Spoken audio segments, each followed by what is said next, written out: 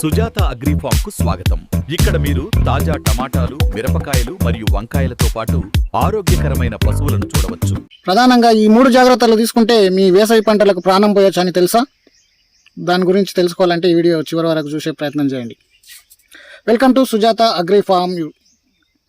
Sujatha agri farm YouTube ఛానల్కు స్వాగతం. ప్రస్తుతం ఎండలు మండిపోతున్నాయి. పెరిగే ఉష్ణోగ్రతలు మన పంటల మీద తీవ్ర ప్రభావం చూపుతాయి. మరి ఈ వేసవి తాకిడి నుండి మీ పంటలను కాపాడుకొని మంచి దిగుబడి సాధించాలంటే ఖచ్చితంగా పాటించాల్సిన 3 ముఖ్యమైన సూత్రాలు ఏమిటో ఈరోజు వీడియోలో మనం తెలుసుకుందాం. ఇక మొట్టమొదటి జాగ్రత్త కనుక మనం చూసుకున్నట్టయితే నీటి యాజమాన్యం. నీటి యాజమాన్యం వేసవిలో నీరు పెట్టే సమయం చాలా కీలకం. మధ్యాహ్నం వేళ నీరు పెడితే అది వెంటనే ఆవిరైపోవడమే కాకుండా భూమి వేడికి మొక్క వేర్లు దెబ్బతినే అవకాశం ఉంది. అందుకే వీలైనంత వరకు ఉదయం 9 గంటల లోపు లేదా సాయంత్రం 5 గంటల తర్వాత మాత్రమే నీటిని అందించే ప్రయత్నం చేయాలి. మీరు డ్రిప్ సిస్టమ్ వాడుతున్నట్టయితే తక్కువ సమయంలో ఎక్కువ సార్లు నీటిని ఇవ్వడం వల్ల నేలలో తేమ ఎల్లప్పుడూ స్థిరంగా ఉంటుంది. అయితే ఇది కూడా ఆయా పంటలను బట్టి తగినంతగా మాత్రమే వాడవలసిన అవసరం ఉంటుందని గమనించగలరు. Mulching technology. రెండో జాగ్రత్త కనుక చూసుకున్నట్టయితే మల్చింగ్ టెక్నాలజీ. ఇది వేసవిలో పంటకు రక్షణ కవచంలో పనిచేస్తుంది.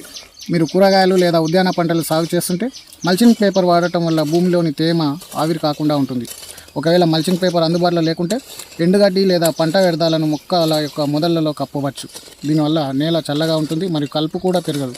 కాబట్టి ఈ విధంగా జాగ్రత్తలు తీసుకోవచ్చు మనం.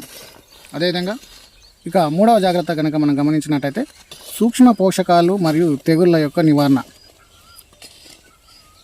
వేడి వల్ల మొక్కలు ఒత్తిడికి హీట్ స్ట్రెస్కు గురవుతాయి. ఈ సమయంలో మొక్కలకు బలాన్ని ఇచ్చే అమినో యాసిడ్స్ లేదా పొటాషియం వంటి ఎరువులను డ్రిప్ ద్వారా లేదా స్ప్రే రూపంలో అందించవచ్చు. ముఖ్యంగా వేసవిలో తెల్లదోమ, తామర పురుగుల ఉధృతి ఎక్కువగా ఉంటుంది. కాబట్టి ఎప్పటికప్పుడు పంటను గమనిస్తూ సమయానుకూలంగా వేప నూనె లేదా తగిన మందులతో రక్షణ కల్పించవచ్చు. సో ఈ విధంగా మనం వేసవి కాలంలో ముఖ్యంగా ఏప్రిల్, మే నెలల్లోని వేసవి తాపం నుండి మన పంటలను కాపాడుకోవాలంటే ఈ విధంగా ముఖ్యంగా డ్రిప్ మరియు మల్చింగ్ మరియు సూక్ష్మ పోషకాల యొక్క ఉపయోగం అనేది చాలా ఉంటుందని చెప్పొచ్చు. అలాగే మరికొన్ని పంటలకు అవసరమైతే కొంత పెట్టుబడి పెట్టగలిగే కెపాసిటీ కనుక ఉన్న రైతులైతే వీళ్ళని బట్టి ఆయా పంటలకు గ్రీన్ షెడ్ నెట్ వేయడం కానీ ఇతరత్ర అధునాతన సాంకేతిక పద్ధతులను కూడా ఉపయోగించి ఆ పంటలను కాపాడుకునేందుకు అవకాశం ఉంటుంది. కాకుంటే వీటికి కొంత ఖర్చు ఎక్కువ అయ్యే అవకాశం ఉంటుంది. కాబట్టి అది అందరు చేయలేకపోవచ్చు. కాబట్టి సాధ్యమయ్యేవారు తప్పనిసరిగా అటువంటి పరిస్థితులను కూడా పంటలకు కల్పించినట్టయితే మంచి దిగుబడులు తీయవచ్చు. ఎవరితోటి పంట లేనప్పుడు మన దగ్గర పంట ఉండి దిగుబడి కనుక ఎక్కువగా తీయగలిగితే మనకు ఆశించిన మేర ఆ పంటలో లాభాలు పొందడానికి అవకాశం ఉంటుంది. సో కాబట్టి ఈ విధంగా రైతులు ప్రయత్నం చేయగలరు. అలాగే మీ ఏరియాలో ఈ వేసవి తాపాల నుండి పంటలను రక్షించుకోవడానికి ఎటువంటి పద్ధతులను ఫాలో అవుతున్నారు అనేది కూడా కింద కామెంట్ రూపంలో తెలియజేయండి. అది మరికొంతమంది రైతులకు కూడా ఉపయోగపడే అవకాశం ఉంటుంది. సో ఇదండి ఈరోజు వీడియో. చూశారుగా రైతు సోదరులారా, ఈ 3 జాగ్రత్తలు కనుక మీరు పాటించినట్టయితే మీ పంట వేసవిని తట్టుకొని ఆరోగ్యంగా పెరుగుతుంది. అలాగే ఈ సమాచారం మీకు నచ్చినట్టయితే వీడియోని లైక్ చేయండి, తోటి రైతులకు షేర్ చేయండి.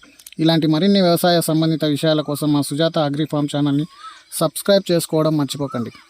ధన్యవాదాలు. మరో మంచి వీడియోతో మళ్ళీ కలుద్దాం. Thank you. చివరగా ఒక మాట, స్వదేశీ ముద్దు విదేశీ వద్దు అనేది మన డైలాగ్ గుర్తుంది కదా.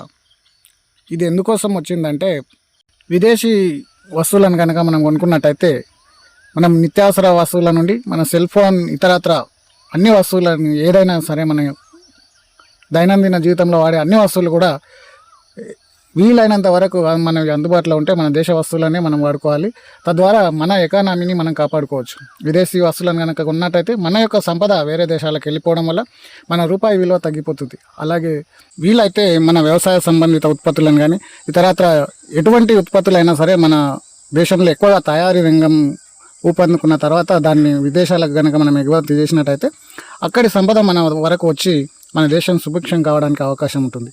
సో మొత్తానికి ఏది ఏమైనా మన దేశంలోని సంపద మన దగ్గరే ఉండాలంటే స్వదేశీ వస్తువులని కొందాం, మన దేశాన్ని మనం రక్షించుకుందాం.